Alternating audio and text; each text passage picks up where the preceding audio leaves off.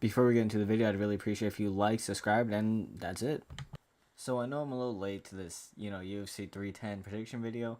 I wanted this earlier, but our house, me and my family's house, ended up having some problems. So we had to take care and re-clean literally everything. But I'm here. I'm making a video the day before. And, we're just going to get right into it. Kennedy Nzechukwu versus Lucas Brzeski. I think Lucas Brzeski is one of those guys who is just a really fat light heavyweight who couldn't make it at light heavyweight. He wasn't committed enough, and he just went to heavyweight. Because if you're a big light heavyweight, just go to heavyweight. These guys actually suck.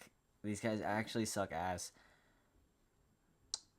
Lucas Brzeski is one of those guys who he's just a fat light heavyweight.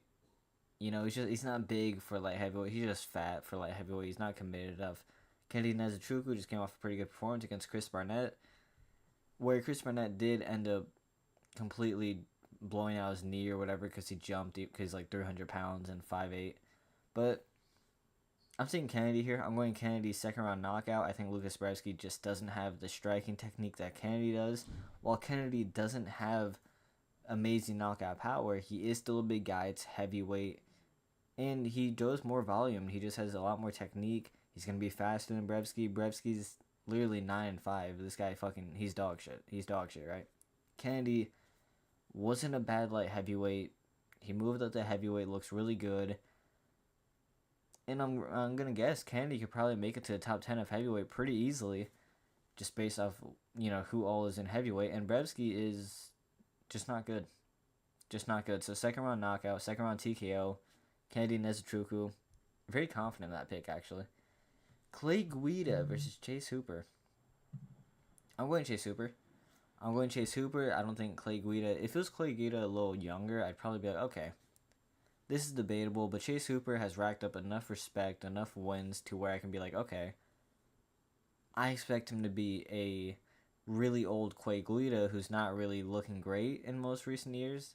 While Chase Hooper, he has the range advantage. He has the jiu-jitsu to keep up with Clay Guida's grappling.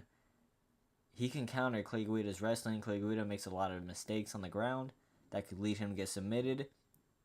And I trust Chase Hooper. He's a great grappler on the ground. Very underrated. He has some iffy performances, but he is still young. He has the height advantage. He has the frame advantage. I mean, he has more reach. He's a lot faster than Clay Guida, in my opinion. Guida doesn't have much defense. Guida has some really weird takedowns. While he is a veteran, while I do like him, while he is a legend of the sport, I just don't see him being a Chase Hooper who looks good. He actually looks good now. He looks like he's settled into the UFC. And I think he's going to be able to submit Clay Guida. I want to say in the first round. Clay Guida might shoot a stupid takedown. Maybe get reversed. Maybe Chase Hooper takes back. Or maybe he locks in a guillotine. Because Clay Guida gets caught in guillotines. He keeps his head up when he goes for takedowns. And when you do that, someone can easily get their hand or their forearm under your chin. I'm going to go submission Chase Hooper. I do think he'll get a guillotine or at least find the back in the first round.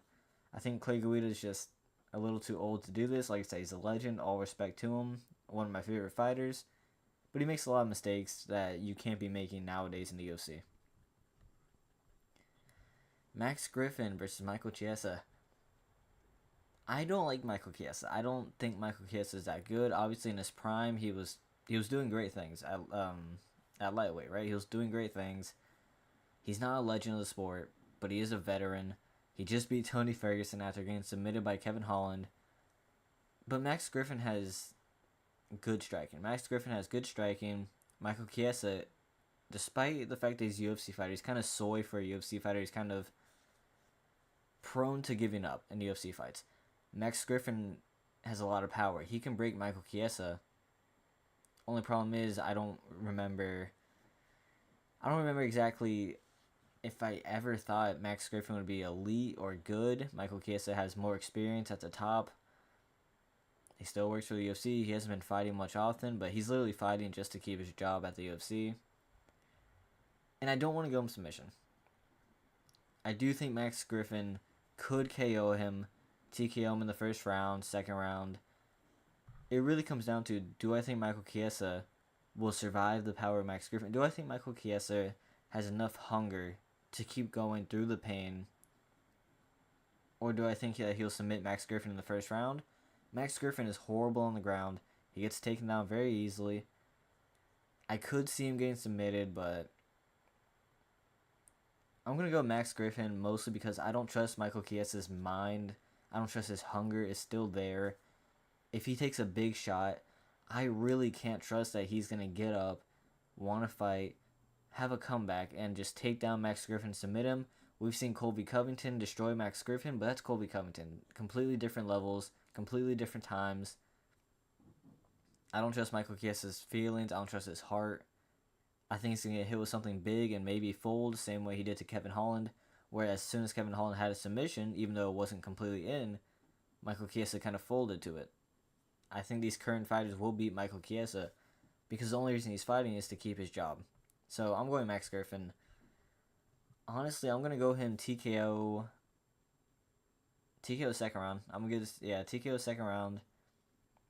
Nah, fuck it. We're going to go for it. TKO first round. Michael Chiesa might he might shoot in. I think Max Griffin, even though Max Griffin sucks on the ground, I believe he'll be able to get up at least twice in the first round, hopefully, if he even gets taken down. And I think he's going to land a nasty shot. He's going to land something. Even if it's not the most perfect, he has enough power to put Michael Chiesa down and demoralize him, in my opinion. So I just don't trust that Michael Chiesa's head is going to be in the fight. I don't trust that he wants to win as much as Max Griffin does. Cody Durden versus Joshua Van. Let me check the odds on this one, actually. Joshua Van's a favorite. It's kind of... I don't know if I like that. I'm going to go Cody Durden. I think his wrestling's good. He showed a lot of improvement. His striking's not bad. While Joshua Van has amazing striking, he got knocked out by Charles Johnson. He came back and fought Edgar Chavez, I think his name was. Really close fight. He got rocked multiple times. And keep in mind, that was only like 2 to 3 months apart. He's coming back after, taking some time off. But, his last fight was 3 months ago. His last fight was 3 months ago in the Sphere. Took a lot of damage. The fight before that was another 3 months ago. Got knocked out. And Joshua Van's very small. He should be an atom weight. He's very small for lightweight. Which kind of sucks that UFC doesn't have an atom weight, but I understand why. Cody Durden just... he's coming off dominating performances. He's looking good. He's evolving as a fighter. He has good wrestling, which I think will be Joshua Van's downfall. I think Cody Durden can out-wrestle Joshua Van. Joshua Van's very small for flyweight. Cody Durden has more reach. It's he has a bigger frame. Joshua Van has a lot more power than Cody Durden, in my opinion. However, Durden... I shouldn't trust that he won't get knocked out, but I'm going to trust he won't get knocked out. He's going to out-wrestle Joshua Van to a 29-28. They're going to trade shots at times, but Cody Durden's going to get the takedowns late. He's going to have the control. He's going to win 29-28, in my opinion, decision. I love Joshua Van. I hope he wins, but you got to take a break, man. All right? You got to take a break. It's just, I don't trust all the damage he's taking, especially he's so young in his career. He's very inexperienced. I don't trust all the damage he's taken. Chris Weidman versus Eric Anders. I'm going Chris Weidman. I said this in my prediction video earlier, or whenever they were supposed to fight. I don't remember.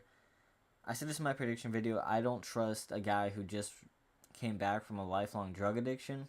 Chris Weidman has more experience. He's a bigger name. I don't trust that Chris Weidman will beat anyone in top 15.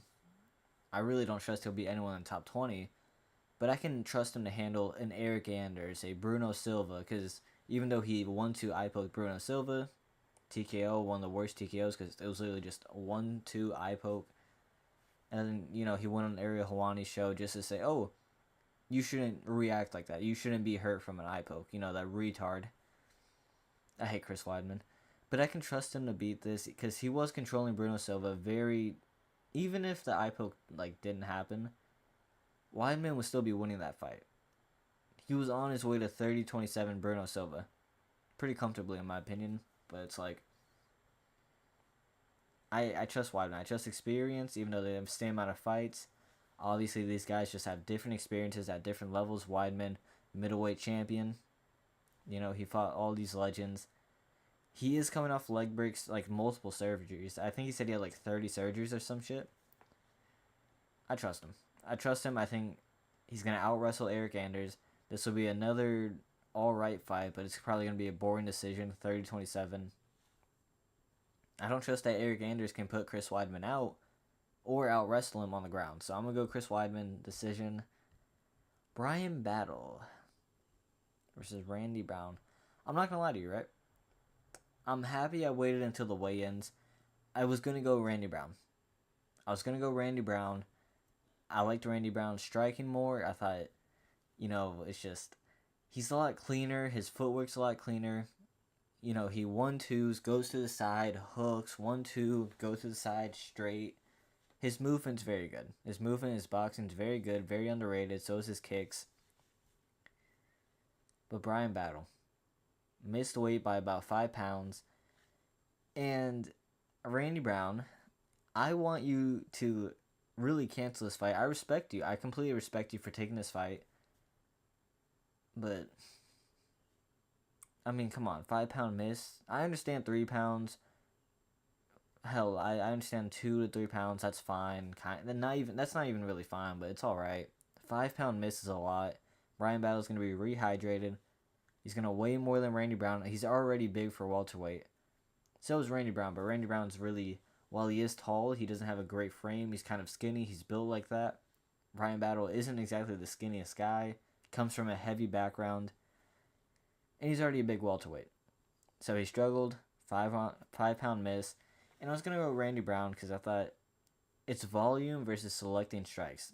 Randy Brown would be selecting strikes, landing better shots. However, Brian Battle would have the volume.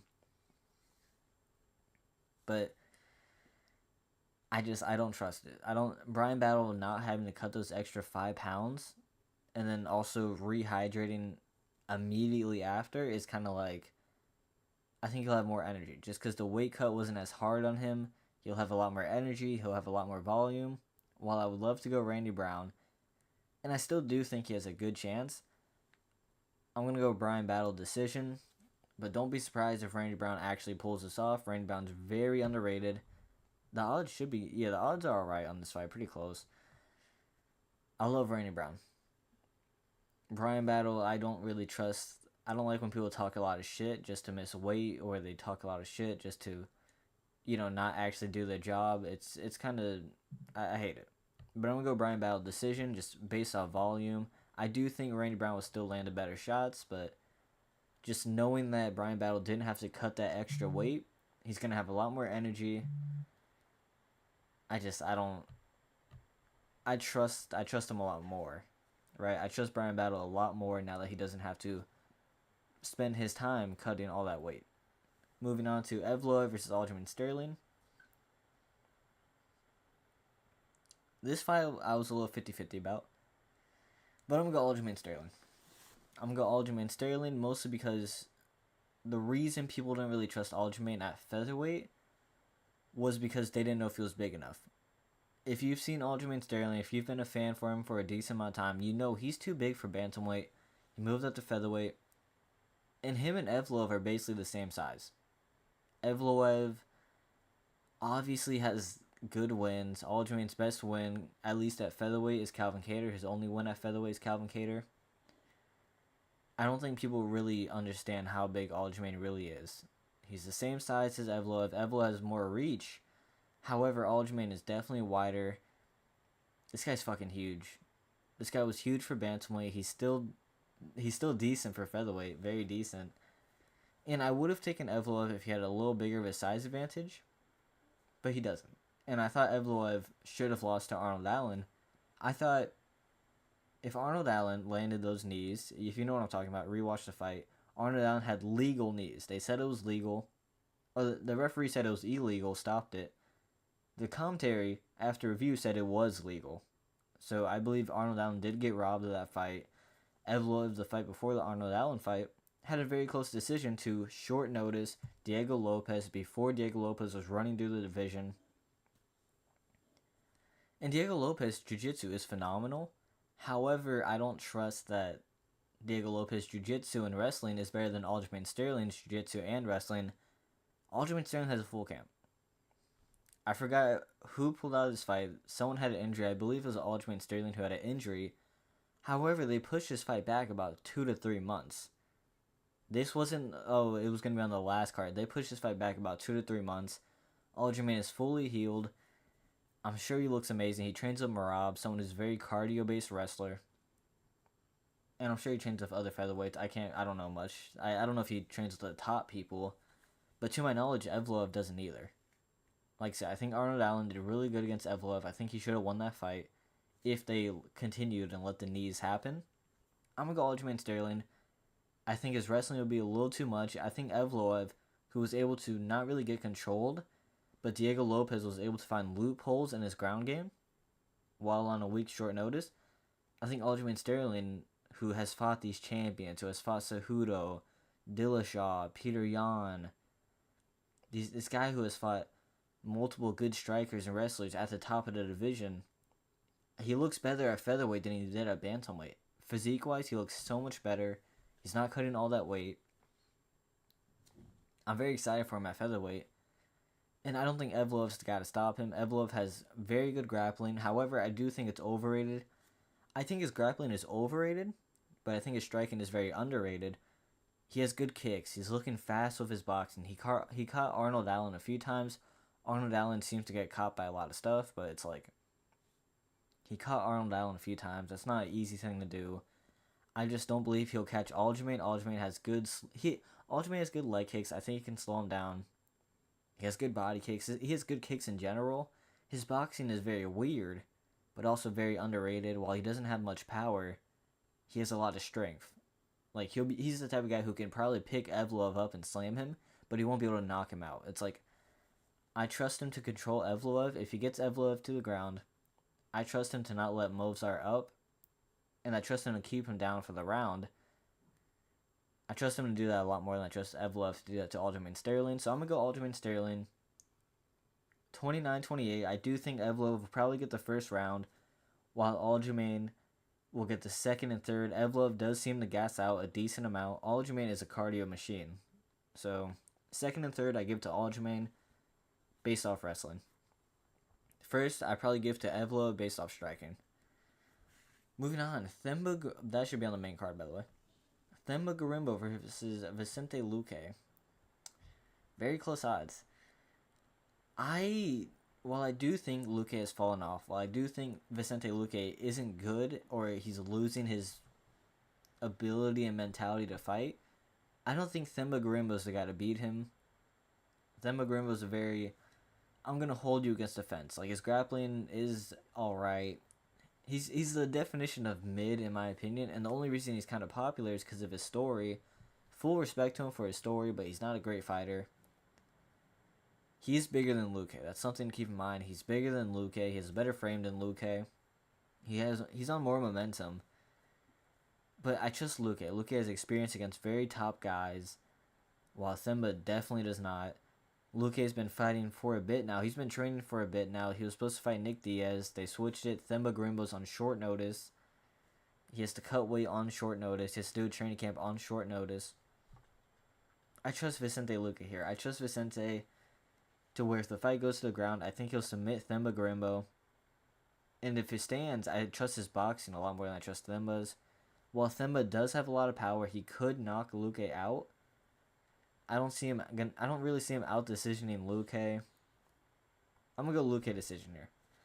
A lot of decisions, huh? Later on the card, we'll see, man. But I'm just Luque decision here. While I do think he's washed, I don't think he's that bad where he's gonna lose to Gorimbo. I really don't. Anthony Smith versus Dominic Reyes, the people's main event, right? The people's main event. Dominic Reyes just coming off a great knockout to Dustin Jacoby, who's actually not bad at all. A great kickboxer. And Anthony Smith has no talent. Anthony Smith is... When I said Themba Gorimbo is the definition of mid, Anthony Smith is the literal definition of mid. He has alright wrestling. He has alright striking. His striking sucks ass. He lost to Roman Dolidze on short notice, up a weight class. Anthony Smith should be retired by now, but the only reason he's still in the UFC is because he got a fluke submission versus Victor Petrino. I don't trust this guy in any fight. I'll never pick him. I'm choosing Dominic Reyes knockout. Anthony Smith does the classic, okay, you knocked me down, we're on the ground. I'm gonna let you beat the shit out of me, but I'm gonna hold your wrist and I'm just gonna sit there so you don't TKO me. I'm gonna go Dominic Reyes. One of the scariest people, one of the real things is, what happened if Dominic Reyes didn't lose all his confidence? And now that he has his confidence back, that's a scary guy, man. That's a scary guy outside of the rankings. Dominic Reyes has all of his confidence back. Just beat Dustin Jacoby knockout. I think we're going to see a new era of this guy. While I don't think he'll be champion or as successful as he was before all the CTE and brand damage, this is a new Dominic Reyes. And Anthony Smith is just mid. Dominic Reyes was able to stuff John Jones' takedowns from time to time, outstrike John Jones. Compare the Dominic Reyes performance against John Jones to the Anthony Smith performance, it's night and day. Dominic Reyes won that fight, right? So, I trust him. I trust Dominic Reyes a lot more than I trust Anthony Smith. Anthony Smith is a quitter at heart. I know people say, oh, he's Lionheart. He doesn't quit, he's Lionheart. Just because I name myself fucking like the president of the world doesn't mean I'm the president of the world, man. It's a made up name. He quits all the time mentally. Dominic Reyes can put that power on him, can put that pressure on him. Same with Khalil Roundtree. Maybe not as much power, but I do believe Dominic Reyes is better than Khalil Roundtree. At least when it comes to speed. When it comes to speed and technically, Khalil Roundtree is not exactly great, right? So, I trust Dominic Reyes. I trust Dominic Reyes. Second round TKO against Anthony Smith. Anthony Smith is just... he's delusion. He is delusion. The two faces of delusion in the UFC are Jamal Hill and Anthony Smith, in my personal opinion. Moving on to the main card, Nate Landwehr versus Doo Ho Choi. I'm going to go Nate Landwehr. I love Nate Landwehr. The first ever UFC event I went to, he was the co-main event against David Onama. It made me an instant fan of both of those guys. And Doo Ho Choi hasn't been someone very active. While he is good skill-wise, he's been carried by his chin a lot in fights. Nate Landwehr is the guy that will break your chin. He's the guy that will knock you out, TKO you with just pure pressure. Nate's a fucking monster, man. Nate's a fucking monster, while Doo Ho Choi, I don't think he'll be able to keep up with the pace of Nate Landwehr. I'm going to go TKO Nate Landwehr. No, I'm going to go decision. This will be a great fight. I'm going to go decision Nate Landwehr. I don't think he's going to break Doo Ho Choi's chin, but I do think he'll break his spirit, and it's going to slow Doo Ho Choi really down. I like the Nate Landwehr pick here. He's going to out-hustle him to a decision. And I'm actually very, very confident about that. This will be a great fight. But Doo Ho Choi, while he might be faster, Nate Landwehr just applies that pressure all 3 rounds. This is a guy who wants to fight. You know, this is a guy who, he's not going to feel happy for a boring decision. He's not going to be happy just getting out-grappled. This is a guy who will literally fight until the end. If he knocks you down, he's the type of guy that will he'll give you back up just so he can knock you down again. I love Nate Landwehr, and I think he's going to have a great performance against Doo Ho Choi. This fight's a fucking disgrace. This fight's a real disgrace. Bryce Mitchell versus Kron Gracie. Kron Gracie, I believe, is 0-2 in the UFC. I think he's on a 2-fight losing streak, and he gets a jump up against number 13, Bryce Mitchell. It's a fucking disgrace. Bryce Mitchell's going to win. Bryce Mitchell, even though he just got knocked out by Josh Emmett very badly, some people thought he retired after. I thought he retired after, because I didn't see any news about him fighting. He took a year off. He's coming back against Kron Gracie, and Kron Gracie sucks. Obviously, he's great on the ground. He's a Gracie. He has a good resume on the ground. Bryce Mitchell, I honestly wouldn't mind his chances literally standing Kron Gracie. If he wants to out-wrestle him, I believe he could. But I think I think Bryce Mitchell will go for more of a striking approach, just because Gracie sucks. Gracie sucks at MMA. Yeah. This 30-27 Bryce Mitchell. Kron Gracie might maybe go for submissions. I do think he will at least be close to getting 1 or 2 submissions. However, I trust Bryce Mitchell to not get submitted more than I trust Kron Gracie to be good on the feet. You know, it's like I trust Bryce Mitchell a lot more. He's already proven himself. He is a good grappler. So I'm going to go decision 30-27 for Bryce Mitchell. Volkov versus Cyril Gane. Out of all the fights on this card, this might be the one I'm most excited for because this is, whoever wins this, is next for Tom Aspinall if John Jones doesn't fight Tom Aspinall. Right? And this is one of the fights that I have no idea. You know, Gane obviously destroyed Volkov in the first fight. Maybe not destroyed, but it wasn't close. Gane put on a great performance against Volkov in the first. Do I trust Volkov has made the adjustments? Do I trust he has evolved as a fighter at such an old age? While Gane does have a lot of power, while Gane has better movement, I like Volkov is smart. Volkov's very smart, very good game planner. You know, he just beat Pavlovich, just beat Tai Tui. Tai Tui almost beat Cyril Gane. You know, Tai Tui was rocking Cyril Gane. They went to war. Volkov destroyed Tai Tui, leg kicks over and over again. I understand different Tai Tuivasa. I get that. But then you compare Volkov just 30-27 Sergey Pavlovich. So when people say Cyril Gane has a lot more power, I don't think Volkov cares. I think Volkov, his last 2 fights, have been guys who will knock you out in one punch, right? Maybe not Tai Tuivasa anymore.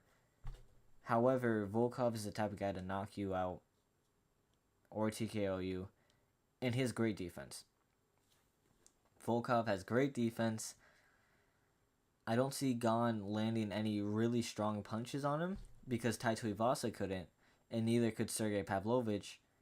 He's been training for these guys with power. I don't think power is such a huge play in this fight. I think it's going to be very technical kickboxing. And if it's a 3-round fight, I trust Volkov. I do think Volkov should try mixing in some grappling here. He's been training with Alexei Olenek. If you know who Olenek is, you know it's a good thing. Volkov has been training with Olenek.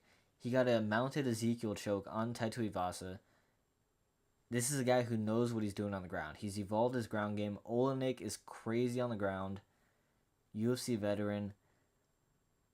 If I trust someone to be a jiu-jitsu coach for a heavyweight, it's Olenek. Yeah, okay, I convinced myself. I was going to go Gane, but I'm liking Volkov's chances a lot more. Gane hasn't been active. Gane's best win so far has been Sergey Spivak. It's been Sergey Spivak. It wasn't really a close fight. It was actually a really good performance by Gane. But before that, you know, Jones had his way with him and Ganu had his way with him. I don't really trust it. I don't really trust Gane's ground game has improved so much. I think Volkov will at least try shooting 1 or 2 takedowns. And I think he could get them. I really think he could get them. Gane has been training. His main training partners for this fight has been 2'6'7", 2'6'5" French kickboxers. He hasn't been training really MMA. He's been training, this will be a technical kickboxing match. While Volkov is being taught by Alexei Olenek. This guy knows what to do on the ground. I think he has evolved. And I trust that Volkov has made more of a step up in terms of skill than Cyril Gane has in recent years. Volkov has more experience. He has better game planning. Gane has a lot of power. And that used to be Volkov's weakness, right? Derek Lewis. Volkov would have a problem with power and getting hit. He looked amazing against Pavlovich. Pavlovich couldn't land on him.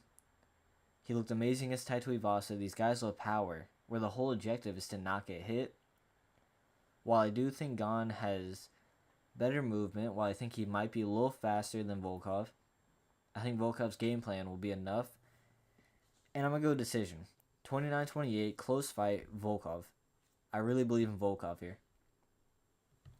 Okay, now this fight, while I'm not exactly excited for it, I'm excited for the fan base's reaction. I'm going Shavkat. Right? Okay, let me just start that off. I'm going Shavkat. But I've always had this opinion, even though I hate Ian Gary, you can't count out Ian Gary. Ian Gary, while I hate him, while I thought he would lose to Jeff Neal, I think he has a very, very solid chance of being Shavkat here. Let me see the odds. I think he has a very solid chance of being Shavkat. This is a guy who's been training at Charles Oliveira's gym. He's become friends with Charles Oliveira. They've been working grappling. He showed off his grappling at MVP. In my opinion, and tell me if you agree with me or not, I think Ian Gary might be similar to a Dricus du Plessis, where, you know, we say, oh, this guy sucks, you know, he's having close fights with these guys, he looks sloppy, but he just keeps, it's how fast he learns. Ian Gary learns very fast. People say, oh, this guy's very egotistical.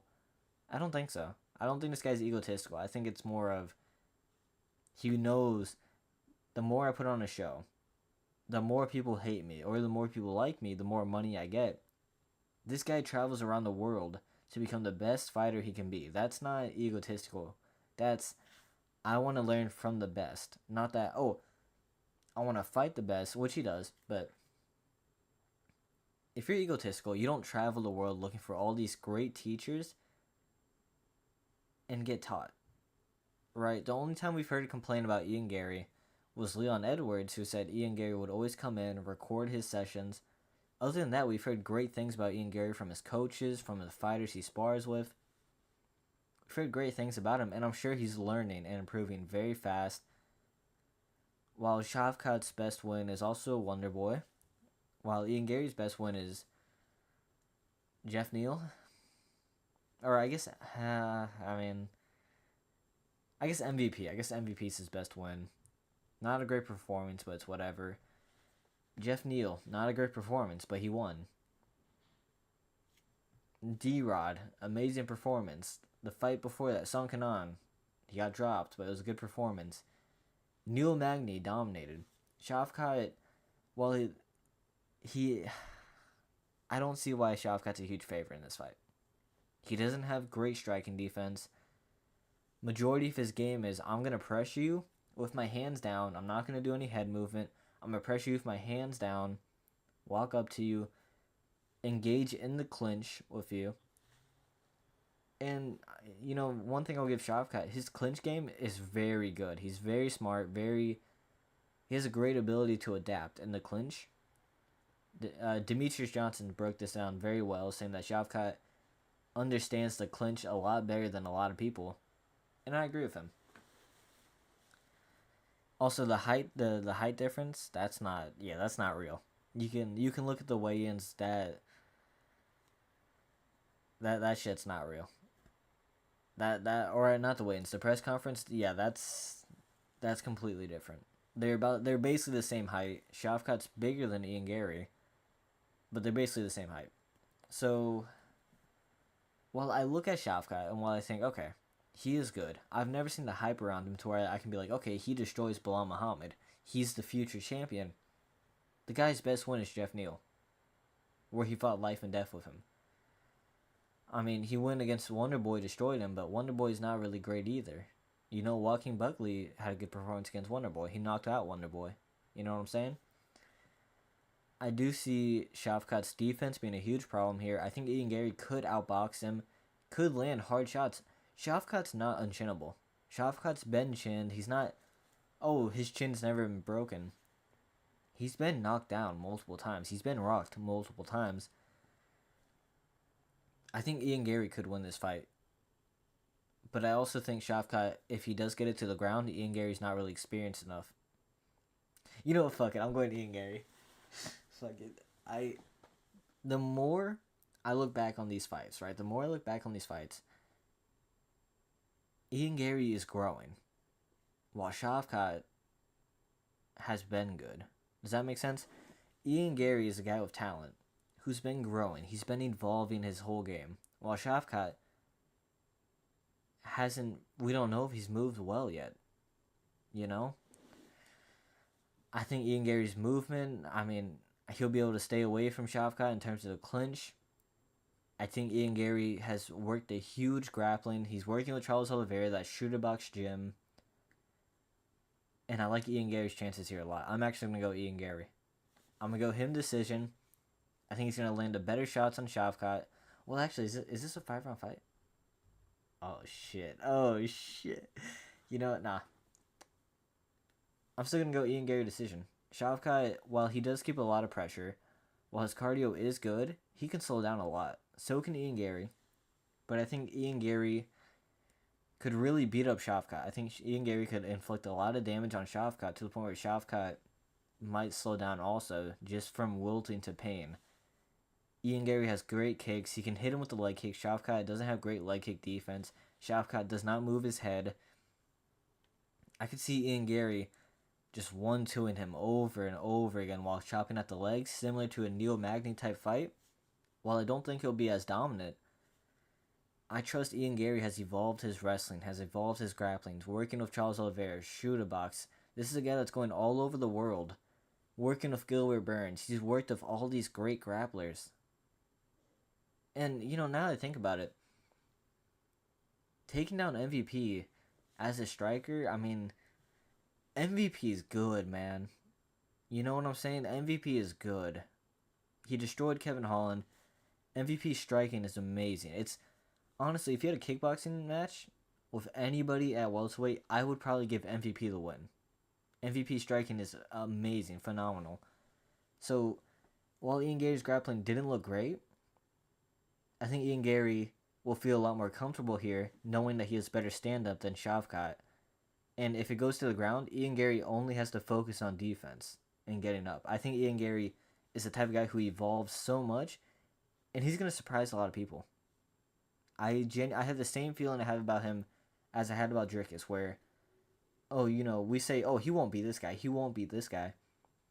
But he does. And the reason he does is because he doesn't listen to anybody, because he puts in the work, because he doesn't doubt himself.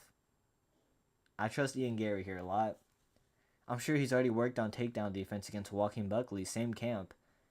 Joaquin is very similar to Shavkat in a way. They have a lot of power, a lot of pressure. The only difference is their boxing style, where Joaquin has better head movement and defense than Shavkat Rakhmonov. That might be a crazy thing to say, right? But if you compare Joaquin to Shavkat, they have the same best win. You know, I didn't see Ian Gary fight life and death with Jeff Neal. While it was a close fight, the only reason it was a close fight was because Ian Gary didn't throw much. If Ian Gary threw a little more, it's a very clear win for Ian Gary, while Shavkat's fighting life and death. So I'm going to go Ian Gary, underdog pick. This could backfire absolutely horribly. This could be horrible, right? Ian Gary decision. I trust his striking. I think his striking will be able to slow down Shavkat. And I wouldn't be surprised if he TKO'd Shavkat. However, I wouldn't be surprised if Shavkat submits Ian Gary. This is a very close fight. It's really a pick whoever you want. I'm going Ian Gary. And I'm not going to judge you if you pick Shavkat. Like I said, it's not a bad pick at all either way. The main event, Kaya Sakura versus Alexandre Pantoja. I want to go Kaya Sakura. Everything I've seen, I want to go Kaya Sakura. Despite his really weird performances in Ryzen, you know, where he lost to Manel Kape, where arguably Manel Kape was doing really good against Alexandre Pantoja. If you remember that fight, they were doing it was a really close fight between Kape and Pantoja. I love Pantoja and I love Kaya Sakura. Me and my brother were big fans of Kaya Sakura coming into the UFC. He's beaten Horiguchi. While he did lose to Horiguchi pretty easily, he has good wins. I don't like that he's at flyweight. I thought he should have went to bantamweight, but I understand why he's at flyweight. They need new blood. And Kaya Sakura is just aura maxing. He's aura maxing. This motherfucker is showing up in suits. This guy could be a star. And I think he knows it. Pantoja, well, his grappling's amazing, right? A lot of Pantoja's grappling is based off, I'm going to run at you, put a lot of pressure on you, a sloppy strike. I'm going to blitz at you. Put a lot of pressure, very sloppy striking, and go for a takedown. Steve Erceg punished Alexandre Pantoja multiple times. A lot of people thought Steve Erceg won that fight. So it's like, and look what happened to Steve Erceg. He got knocked out by Kai France. I trust that Kai Sakura has more power than Steve Ercik, and he can probably put out Pantoja. Steve Ercik was landing very cleanly on Pantoja. Brandon Royval landing very cleanly on Pantoja. Kai Sakura has different power than these guys. I know people said, oh, Steve Ercik has knockout power. He knocked out Matt Schnell. That's not knockout power. That's the normal basis of what happens. Pantoja knocked out Matt Schnell. You know, it's like these guys have different power. Kai Sakura is bigger than Pantoja. Kai Sakura is a bantamweight. You know what I'm saying? It's like I love both of these guys. And I want to go Kai Sakura. Based off all the reasons I listed, Pantoja's striking isn't great at all. He has great kicks. But Pantoja's striking isn't great. Kai Sakura does something he does something I like a lot, where I think a lot of people should do.